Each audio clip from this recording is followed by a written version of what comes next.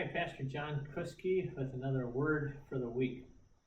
I don't know if you've ever heard of the Death March, the Bataan Death March. It occurred during World War II. There were roughly 75,000 American and Filipino soldiers that surrendered to the Japanese. And then they were marched, people the size of the city of Appleton, through this tropical heat, 65 miles to a concentration camp. Along the way, they were tortured. If any of them fell down, they were shot to death on the spot. You can imagine the toll it took. Well, in the end, there were 15,000, again, putting it in terms of today, Little Chute and Kimberly combined, that perished on that infamous death march. But Jesus started his death march on Palm Sunday as he rode into Jerusalem like a king. The crowds cheered him on as their Messiah, and yet it was just a few days later that his enemies had him chained, tortured, marked with death. And yet he had promised his followers this in Luke. And there he says, I am going to grant a kingdom to you, just as my Father granted to me.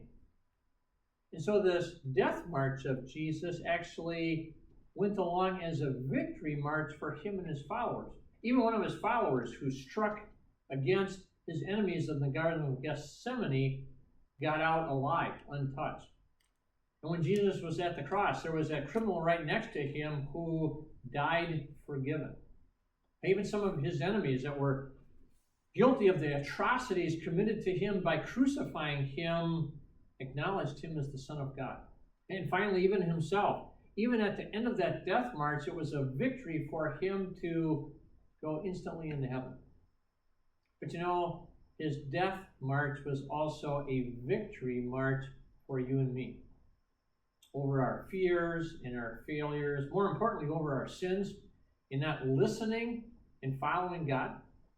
In fact, even what it would have cost us, a victory over eternal death. The paradox of Jesus' death march is that it was a victory march for him as well as ourselves.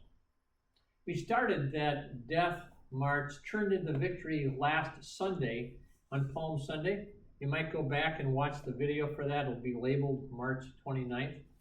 Or continue on that death march, victory march, this coming week, Thursday, Friday, Easter Vigil, where we'll continue to go with Jesus on that march.